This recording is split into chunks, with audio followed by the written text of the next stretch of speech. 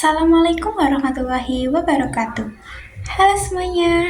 Pada video kali ini saya akan membahas sebuah produk IPA yang menjadi dasar penting dalam ilmu fisika, khususnya optik, yaitu prinsip Fermat.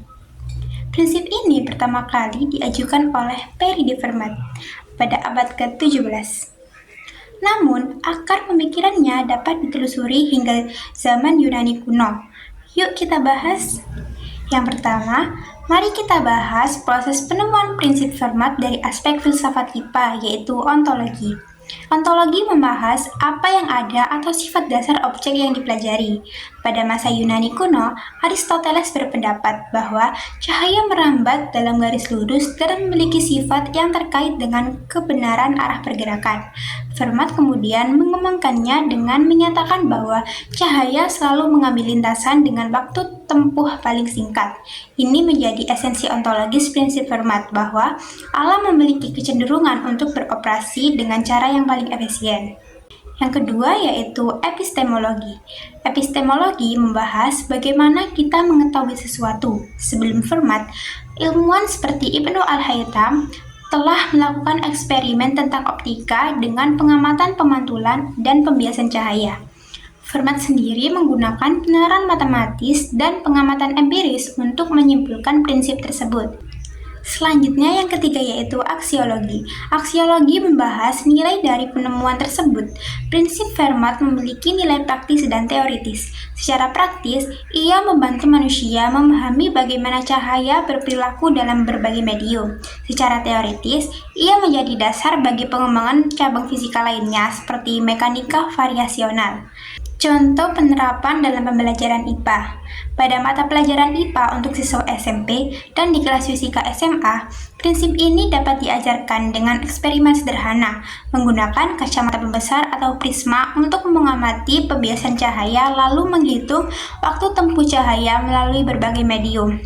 Siswa juga dapat membuat diagram lintasan cahaya untuk membandingkan lintasan terpendek dengan lintasan tercepat, sehingga memahami hubungan antara kedua konsep tersebut. Selanjutnya, kita klasifikasikan prinsip Fermat.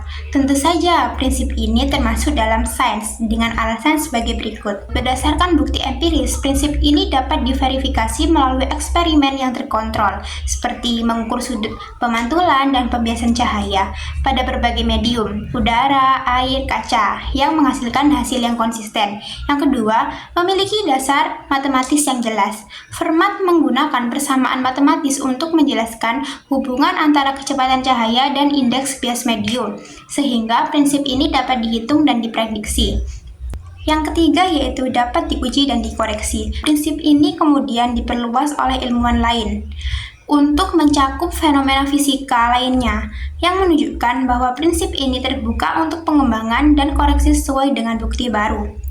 Prinsip ini tidak termasuk pseudosains karena tidak tergantung pada keyakinan tanpa bukti dan tidak terkait agama karena tidak membahas tentang kekuatan ilahi atau ajaran keagamaan. Fokusnya pada pemahaman fenomena alam melalui metode ilmiah. Terakhir, mari kita bahas metode yang digunakan dalam penemuan prinsip Fermat. Penemuan ini menggunakan kombinasi metode deduktif, induktif, dan metode ilmiah dengan alasan sebagai berikut. Yang pertama, metode induktif.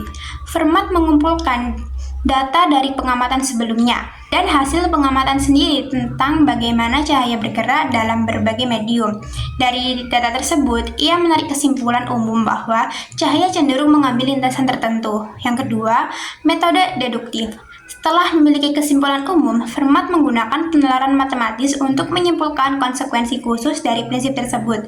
Misalnya, ia secara deduktif menghitung sudut pembiasan cahaya berdasarkan kecepatan cahaya dalam medium yang berbeda, yang kemudian terbukti sesuai dengan hasil eksperimen. Yang ketiga, metode ilmiah.